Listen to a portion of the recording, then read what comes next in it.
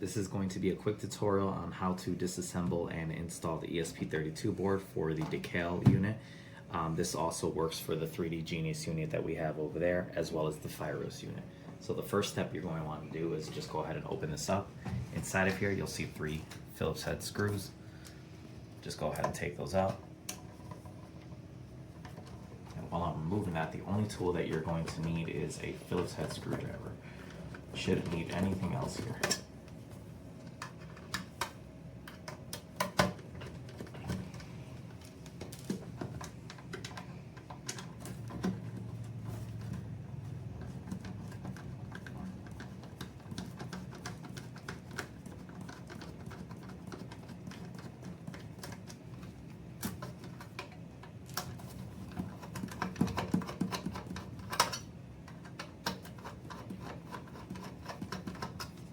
Don't worry about the rods, you don't need to remove those. Now go ahead and take your fingernail and just slide this out, all the way out. Set it to the side. And now inside of here, you're going to have a few connecting cables. So you're gonna go ahead and want to remove all of those connections.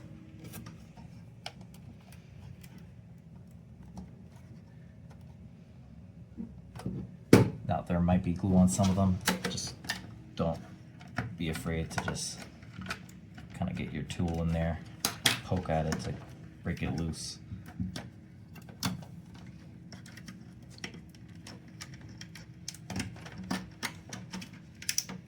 There we go, so I've got the 3 main power cables out. And that's the fan cable and the power supply. So let's go ahead and get the power supply first, that was easier. And then the fan cable has a little bit of glue on it. Now if you pull it out like this with the other end of the connector, just go ahead and separate those two. You can use a separate tool. We'll get to that later. So now to remove this display here, we're going to go ahead and take your screwdriver and just push on it from the inside to pop it out. So it might be a little hard the first time just because it's going to be very glued in there. You can see it kind of popped out on the bottom. Just once you got that a little bit wedged in there, you can go ahead and pull that out, set it upside down, try not to touch the inside.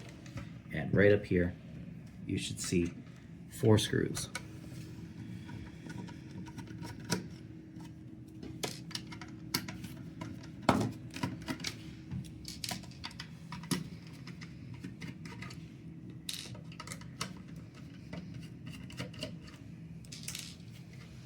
Once that's done, all you have to do is just go ahead and slide this up. Now the display is really tight in there, so it's going to give you a little bit of work. And there you go, you got the old unit out. Go ahead, take the new one. It's going to be much smaller, so it should be a little bit easier. Make sure USB port is this side up. This should be facing up, and this should be in the back of the unit. So go ahead and remove your protective film here.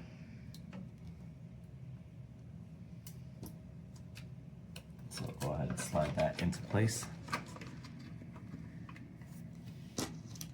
Now go ahead and reinstall.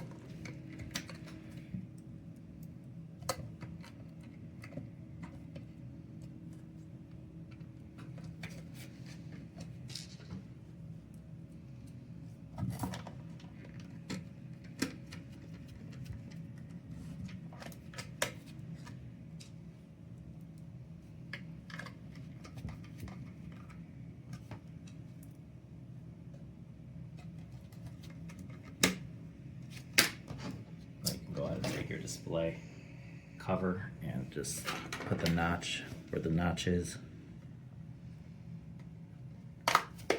Just press on it around the edges. There you go. Now for the cables. So power supply will go on this left one over here. Let's go ahead and angle this a little bit better.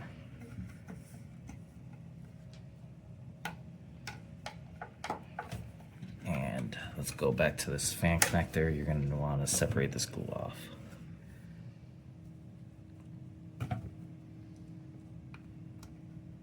We'll just might be skipping this part. Okay, well the fan, this fan goes right there. If you're swapping your fan and you're going for a 4-pin, it's the one below. You'll have to solder your own connection points to it.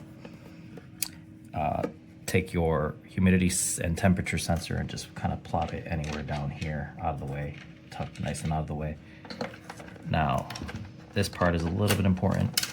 You're going to want to take your 4 power cables, and this black one is going to be the one that's connected to your relay. So it's going to be the one that's different from the rest.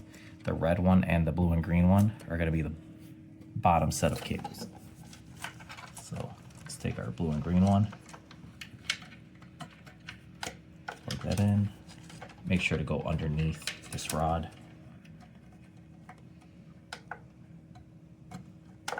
Red one's in underneath the rod again, and there you go, to the relay. All right, so now once you have that, you can go ahead and take this and you slide it back in, you put your 3 screws, and you're all set to go. Okay, now that we've got this assembled, we can go ahead and see the display turned on, and you'll hit the power button to cycle through the modes. So you can see it turned on, it's PLA mode, you have PETG, you have ABS, and then you have custom. So once you're in custom, you can go ahead and hit up and you can set the time. You don't have to be in custom, so you can see here I'm in idle. Go back to PLA, I can start setting the time here, and it'll switch me into custom mode. So you can go to PLA and basically go to custom mode afterward.